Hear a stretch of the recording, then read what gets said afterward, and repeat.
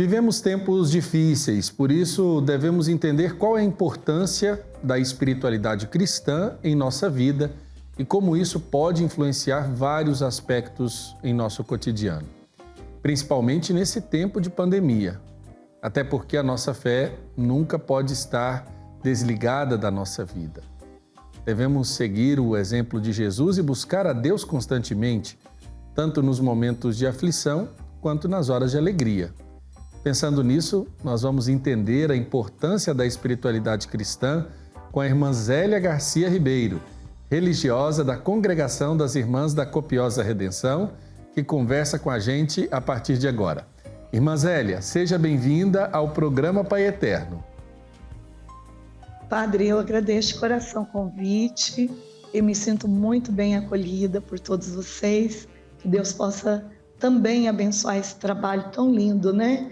Desse trabalho do Divino Pai Eterno, que é um trabalho que leva a gente mesmo ao coração do Pai. E esse trabalho que tem a participação das Irmãs da Copiosa Redenção, da qual a irmã Zélia faz parte, né? De alguma forma está próxima do nosso apostolado.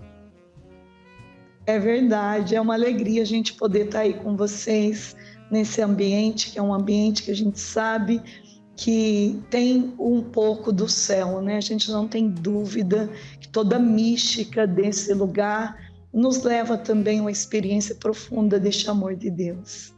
Quem também está conosco, irmã Zélia, é a Caísa Portaluppi. Boa tarde, irmã. Boa tarde, Caísa. Mais uma vez eu quero expressar a alegria de ter a senhora com a gente, viu? E tenho certeza que vai nos ajudar muito a crescer aí na fé. Amém, Caísa. Agradeço, viu? Por todo o contato, todo o carinho. Deus abençoe você também. Amém. Irmã, a gente começa perguntando para a senhora a importância, principalmente nesse tempo, da espiritualidade cristã. Padre, olha, eu tive a graça, né, de começar o tempo da pandemia rezando com o povo. E para mim foi uma graça doada pelo amor da Virgem Maria mesmo. A gente começou a pandemia fazendo muitos rosários, muitas lives de oração, do Terço da Misericórdia e muitas orações que a gente foi percebendo que era necessário nesse tempo. E a própria palavra de Deus, né, do Evangelho diz, o próprio Cristo, sem mim não podeis fazer nada. E quando a gente entende que sem a presença de Jesus, nós não podemos fazer nada, mas nada mesmo. Porque ficar um tempo trancado dentro de casa, sem transcendência, sem entrar nessa transcendência de oração, porque a oração nos faz transcender, ir além da dificuldade que está acontecendo conosco. A gente consegue rezar com uma dor e enxergar naquela dor uma redenção, né? Eu gosto muito, que é o fundador dos Redentoristas, que é o fundador de vocês, que é o padre, o nosso também, né? O nosso fundador também, o padre Hugo, também é padre redentorista, é Santo Afonso Maria de Ligório. Eu me baseio muito no livro de oração de Santo Afonso, que para mim é uma preciosidade. E Santo Afonso diz, quem reza se salva e quem não reza se perde. E é verdade, se a gente não tiver uma vivência honesta, reta, concreta, de oração, nós não conseguimos dar conta de vivenciar cada situação difícil que vai surgindo no percurso do nosso caminho. Então a gente reza para quê? A gente reza para enxergar o mover de Deus, a vontade de Deus, naquilo que para a gente é uma coisa ruim. Então, a vida de oração, ela nos ensina, ela é uma escola formativa, ela é uma luz no nosso caminho, que vai dissipando as trevas. Então, rezar quando está bem até é fácil, mas o difícil é rezar quando a gente perdeu um ente querido. O difícil é rezar quando a gente tem vontade de sair de casa e a gente não pode. O difícil é rezar quando a gente reza e a pandemia ainda não foi embora. E a gente tem que permanecer rezando. E isso é desafiador, mas é uma terapia que nos cura, que nos liberta e que nos salva. Ô, irmã Zélia, a senhora acabou de falar de questão da oração, que é uma terapia. Se a pessoa que estiver acompanhando está lá pensando, mas eu nem consigo rezar porque minha cabeça está ruim, o meu coração está cheio de sentimento ruim, não tem mais esperança. A senhora acredita que a oração, quando você persiste ali na oração, tudo isso pode ser transformado? A gente pode passar a ter saúde mental, ter o coração mais cheio de mansidão? Eu não tenho nenhuma dúvida. Veja só, nesse tempo de pandemia, Deus me deu muitos ensinamentos. E um deles, eu sou missionária, viajo muito, pregando retiros, e um deles foi que a oração, ela é a forma mais forte de evangelizar que Deus me deu nesse tempo. Por exemplo, uma pessoa me ligou, irmã, eu estou sem força nenhuma para rezar uma Ave Maria, eu só quero morrer, eu desisti de viver. E eu disse para ela assim, bem, você não está sozinha neste combate. Eu vou lhe ajudar. Vamos começar uma sequência de oração juntas? Vamos começar a rezar 150 salmos. Você fala assim, a pessoa até se assusta, né? São 5 meses de oração. Mas a gente precisa criar uma disciplina para poder dar certo. Eu rezo com você, você não vai ficar só. Eu vou lhe ajudar. Eu sei que você está nesse momento, está conseguindo, mas nós vamos rezar junto. Eu rezo todo dia o salmo e você reza na tua casa também. E nós vamos fazer 150 salmos com fidelidade e você vai rezar até meia-noite, porque você vai rezar isso para você, pela tua cura. E antes de rezar 10 salmos, a pessoa disse, irmã, esta oração é milagrosa. Eu não tenho mais nada. Olha, todo aquele quadro, Deus arrancou da minha vida. Eu estou com uma vontade de rezar que é impressionante, que eu nunca tive. E já aconteceu também de pessoas me ligar nesse tempo de pandemia, dizer, irmã, eu não aguento mais nem rezar, porque eu não consigo mais fazer oração, porque eu não vejo resultado. E eu disse para ela, bem, você não vai, já que você não está conseguindo rezar, então você vai beber todo dia 1 litro a 2 litros de água benta. Só isso. Esse vai ser a tua oração. Você vai beber água benta. E a pessoa começou com fidelidade. E em pouco tempo aquela pessoa também me ligou, irmã, essa água é milagrosa.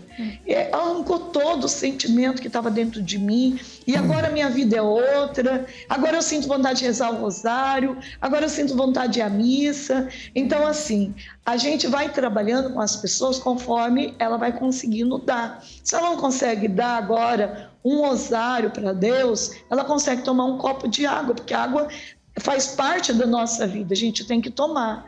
Mas eu ensino ela a tomar, então, a água benta, que é o sacramental, que é a força da igreja, tem poder de nos curar, tem poder de nos libertar. E a água também cura a ansiedade. E assim, eu fui percebendo o quanto que é valioso a gente ensinar as pessoas e também ter paciência com elas.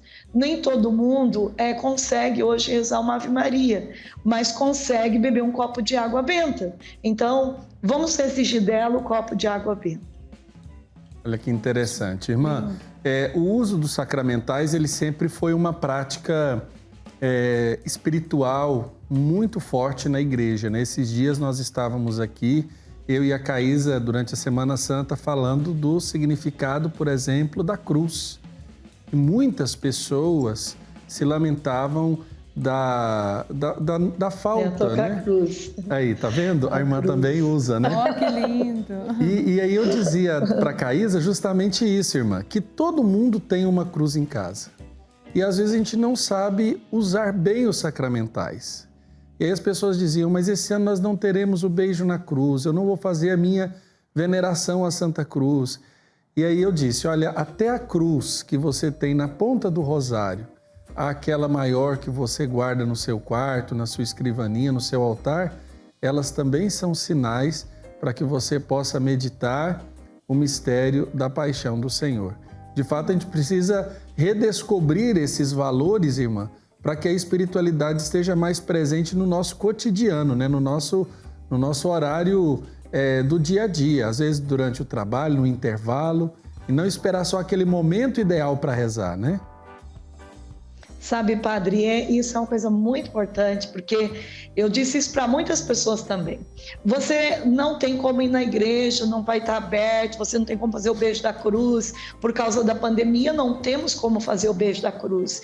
Mas você pode beijar a tua cruz pessoal. É igual, a intensidade é igual as pessoas. Nós estamos fazendo a oração da Semana Santa, todo dia é uma oração. E na sexta-feira a gente reza 40 creio, em cada creio a gente beija o chão da igreja.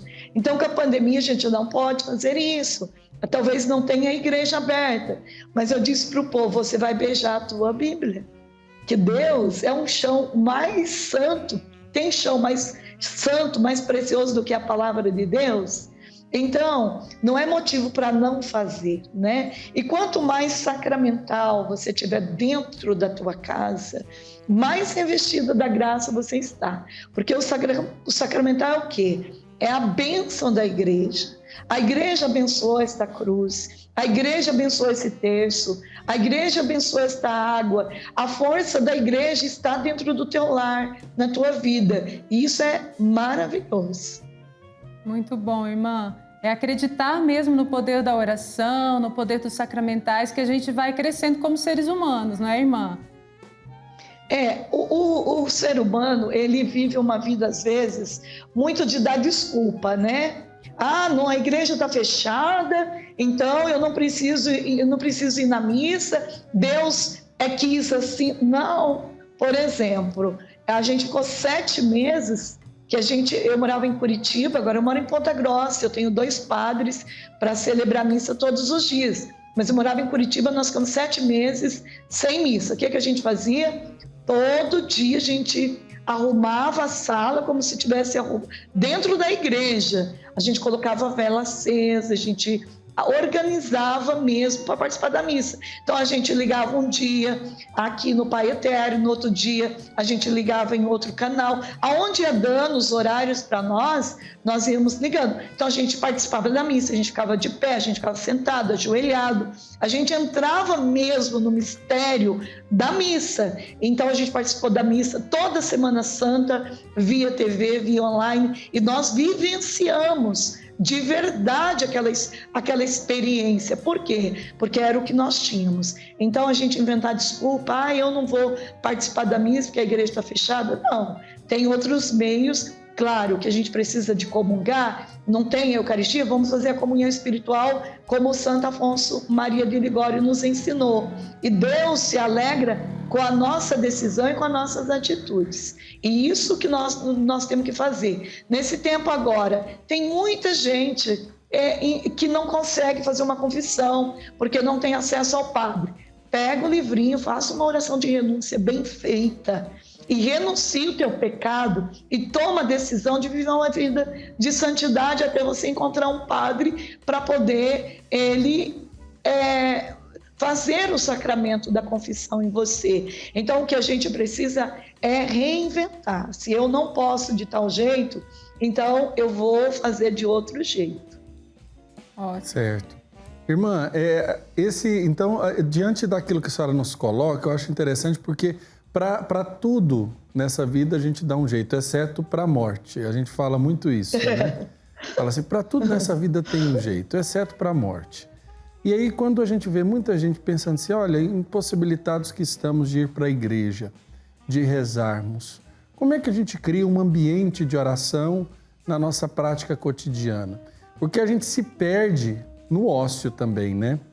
Muitas vezes, quando a gente tinha aquele horário já bem predisposto, olha, o horário do trabalho, vou sair, vou passar na igreja, ou na ida para o serviço, eu vou rezando. E aí, com essa presença, às vezes, dentro de casa, ao invés de facilitar, como a senhora disse, a gente dá mais desculpa a si mesmo para não rezar e acaba entristecendo ainda mais e se aproximando de sintomas práticos até da depressão, né? Por exemplo, uma pessoa que fica vendo jornal todos os dias, o número de mortes, pessoas faltando oxigênio, senão elas ficam vendo coisas negativas demais, elas vão adoecer. Então, as pessoas estão dentro de casa, de repente, elas estão sem trabalhar.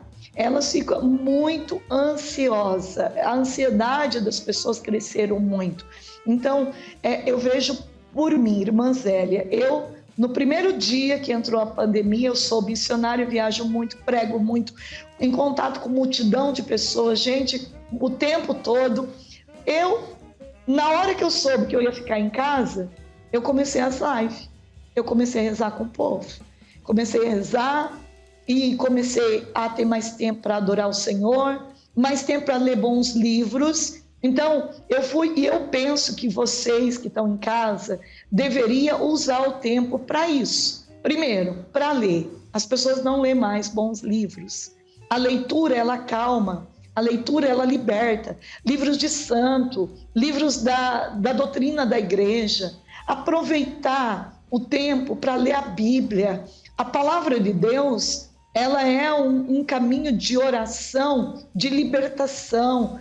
É um exorcismo ler a palavra de Deus para a nossa mente, para o nosso coração. Então, se você não consegue rezar na hora que você acorda, arruma um jeito, organiza a tua vida. Por isso que eu até fiz aquele livrinho, Direção Espiritual, para que todas as pessoas, planejamento espiritual, para que possa ter horários para rezar, para as pessoas se organizar. Um outro caminho que eu tenho ensinado para as pessoas é baixar o aplicativo da liturgia das horas no teu celular, organizar a tua vida, rezar as laudes de manhã, rezar as vésperas à tarde, ou pelo menos as completas antes de dormir, para tua mente não dormir cheia de coisas negativas. Então, você precisa criar um ambiente.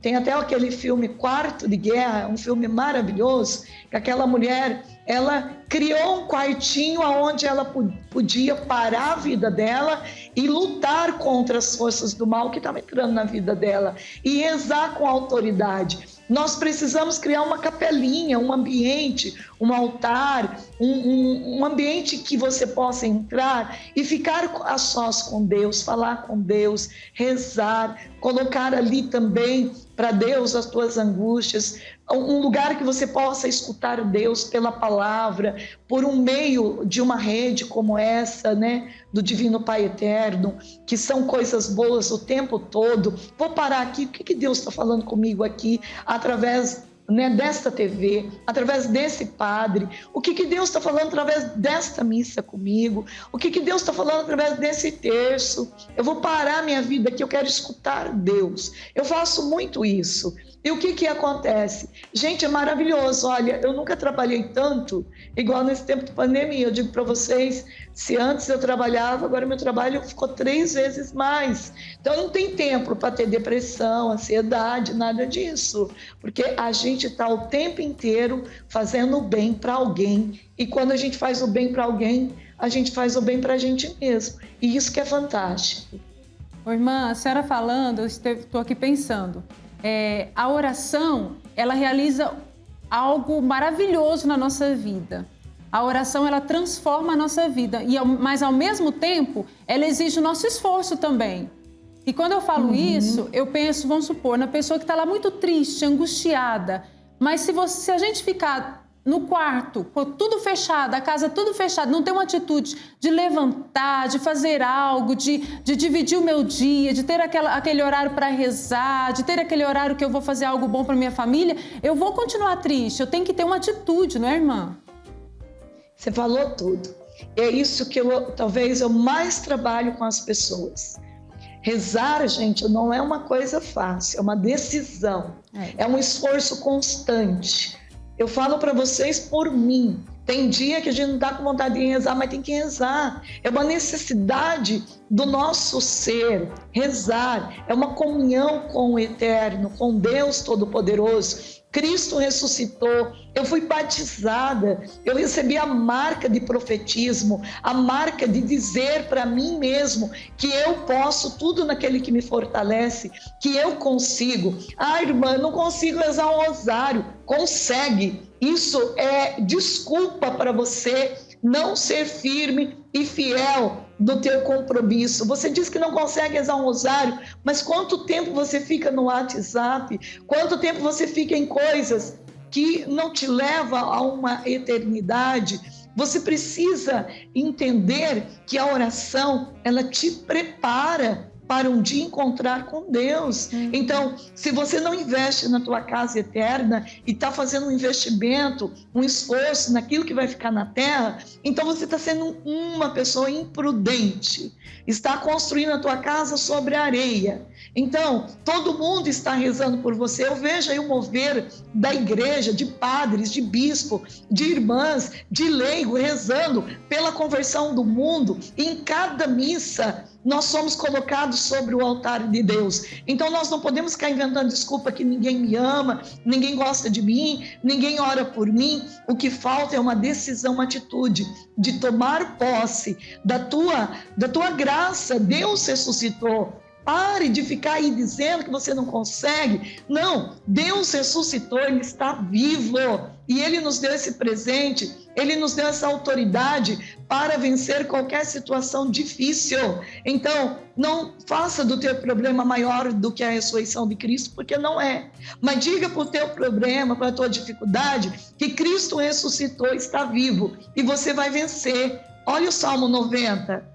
Tu que habitas sobre a proteção do Altíssimo, que mora à sombra do Onipotente, diga ao Senhor, Ele é teu refúgio, a tua cidadela. Pode cair 1000 à tua esquerda, 10 à tua direita. Eu digo para vocês, hoje eu sou religiosa. É fácil rezar? Não, eu tenho muitas coisas que exigem de mim.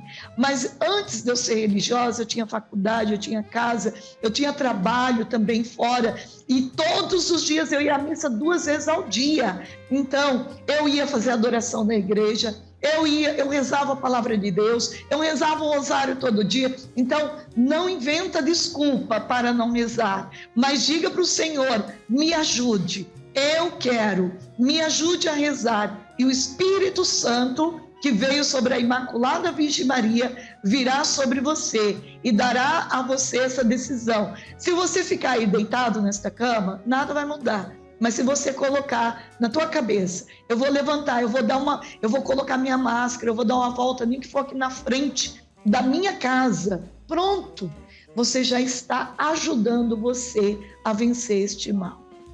Amém. Amém. Tão bom, né, Caís, a gente ouvir Demais. a irmã Zélia dando esse testemunho e fortalecendo os nossos irmãos e até pra gente, né? Tô aqui falando com a irmã Claudete, que trabalha aqui conosco, né? Como eu gosto de ouvir a irmã Zélia. Se ela soubesse, eu ficaria aqui a tarde inteira só deixando ela tocar o coração da gente, né? A gente sente mesmo, viu, irmã? A espiritualidade, Amém, a graça de Deus te usando nesse momento. E eu gostaria de perguntar para a senhora qual tem sido a maior dificuldade com a qual a senhora tem lidado ou encontrado nas partilhas, nas lives, nas conversas com as pessoas. Qual tem sido a maior dificuldade que as pessoas têm enfrentado nesse tempo que a gente está vivendo de pandemia? Padre, dá até vontade assim, de chorar quando eu falo sobre isso. Para mim, a maior dificuldade que eu tenho percebido em todas as pessoas que são de fé, de caminhada, é ver esses governantes proibindo as igrejas de celebrar a missa. É uma dor tremenda que eu sinto do coração de pessoas que chegam para mim chorando. Irmã, é tudo que me dá força e esperança, é a missa. É a missa, irmã. Eu nunca deixei de ir à missa diária. De repente, eu tenho que ficar em casa. E a missa, para mim, é o tesouro maior.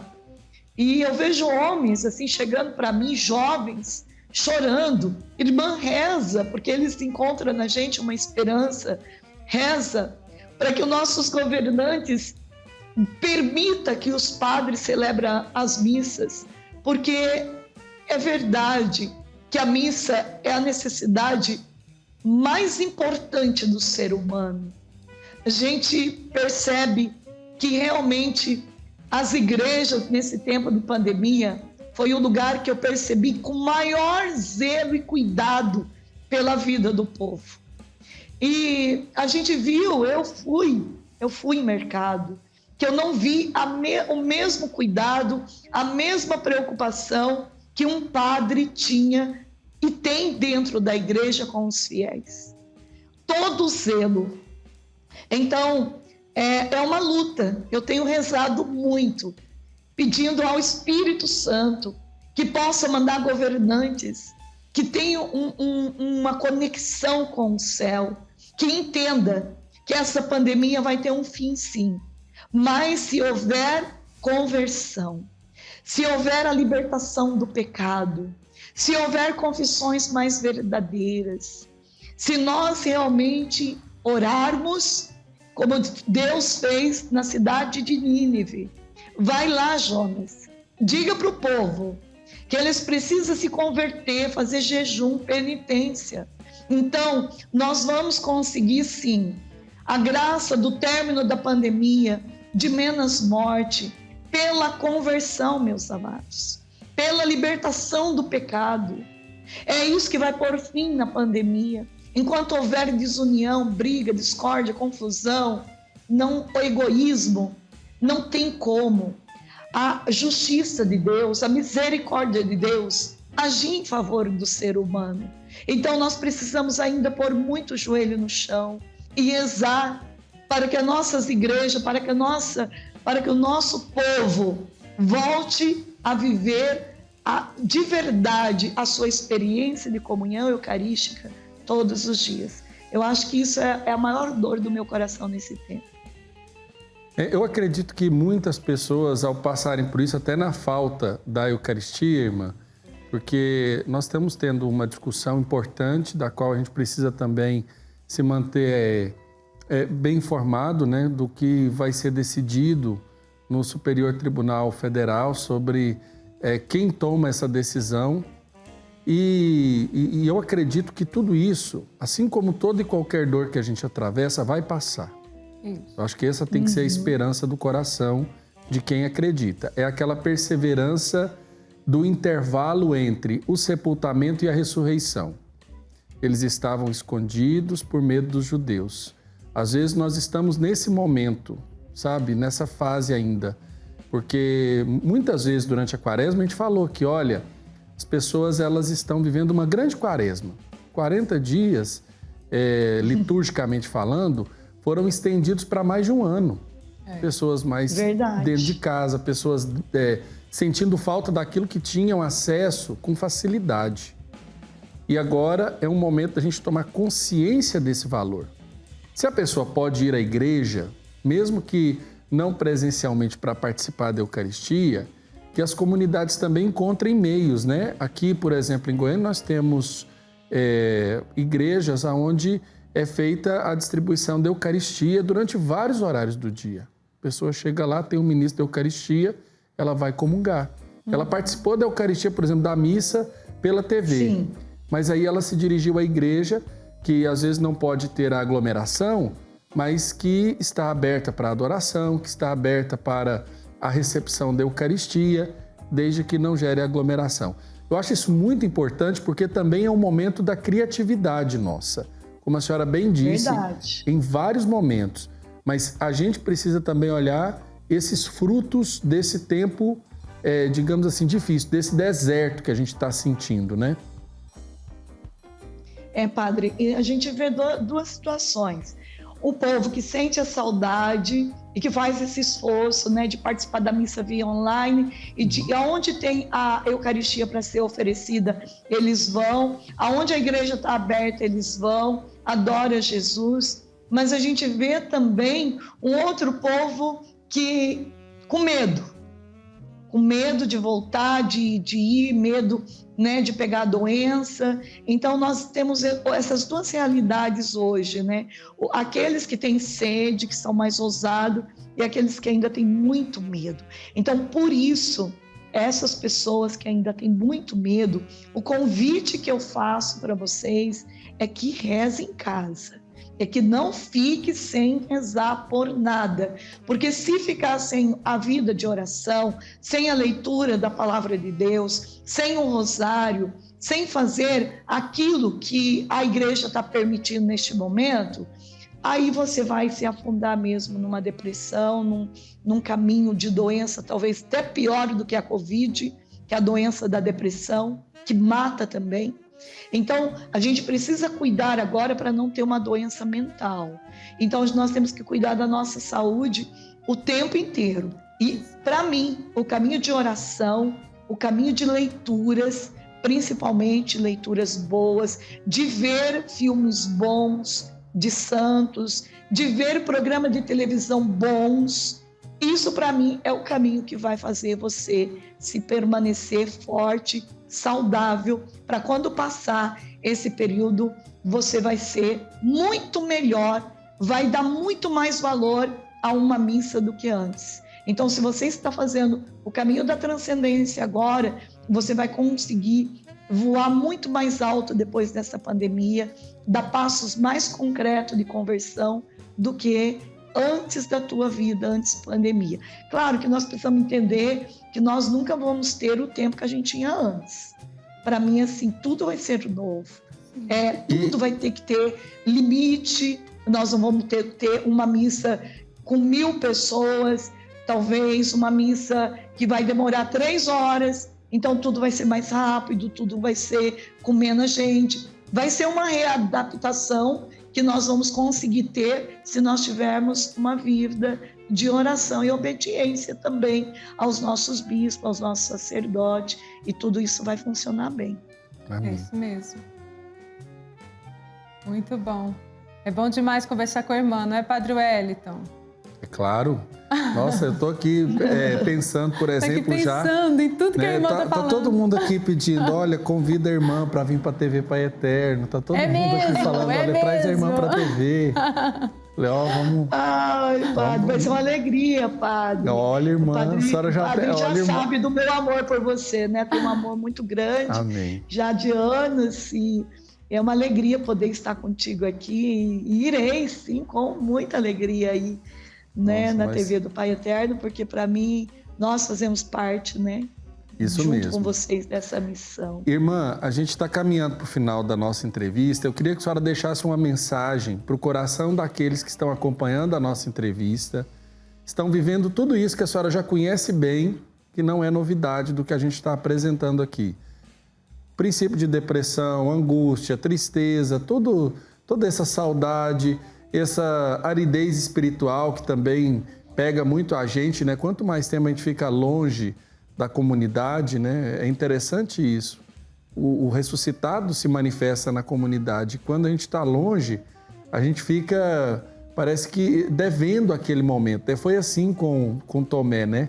Na hora que Jesus chegou, ele não estava na comunidade. Então ele falou, enquanto eu não ver, eu não tocar, eu não vou acreditar.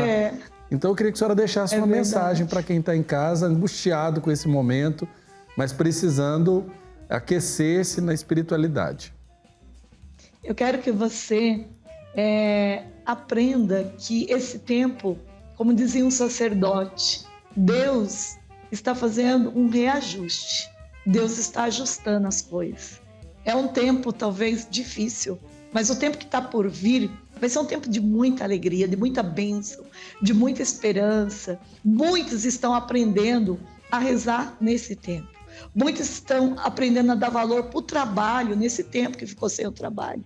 Então, vai ser um tempo que vai produzir muitos frutos. Eu já vejo assim um tempo maravilhoso que está por vir. E por isso, no Domingo da Misericórdia agora, quero convidar você a rezar os 20 terços da misericórdia, que é mil misericórdia. Vamos nos unir, vamos rezar em favor do mundo. Se nós podemos fazer um bem, uma obra de caridade concreta nesse tempo, talvez a gente não pode ir até a casa de um pobre e levar uma comida para ele, mas nós podemos levar a comida do céu. Nós podemos levar a força da oração. Então vamos rezar pela conversão do mundo, por esses que morrem, pelos enlutados. Vamos ajudar os nossos irmãos nesse tempo difícil, levando um pouco de luz a cada um deles. Então convido vocês nesse Domingo da Misericórdia a fazer um ato concreto. 20 terços da misericórdia, rapidinho a gente reza e vamos dar de presente para Deus, para Jesus misericordioso, muitas almas para Ele. Obrigada, Padre. Irmã, eu quero agradecer e pedir para a senhora levar o meu abraço para o Padre Wilton. Fiquei sabendo que a senhora mora aí, que ele mora aí com vocês, né? Moro com ele, já vou falar para ele daqui a pouquinho. Fala que o Padre Hélio mandou um abraço para ele. Um confrade muito Pode querido. deixar. E desde já o nosso muito obrigado também na pessoa da senhora, né, a todo o trabalho que a Copiosa Redenção presta para a família Filhos do Pai Eterno e de um modo particular também o seu ministério na evangelização da igreja é muito importante. A senhora sabe disso, a gente reconhece e rezamos juntos, uns pelos outros, para que tenhamos mais força de continuarmos a caminhada. Forte abraço e Deus abençoe. Amém, Padre. Obrigado. Abraço, irmã. Até a próxima. Abraço. Deus te abençoe. Tudo de Amém. bom, viu? Tchau, A senhora tchau. também. Tchau, irmã. Tchau.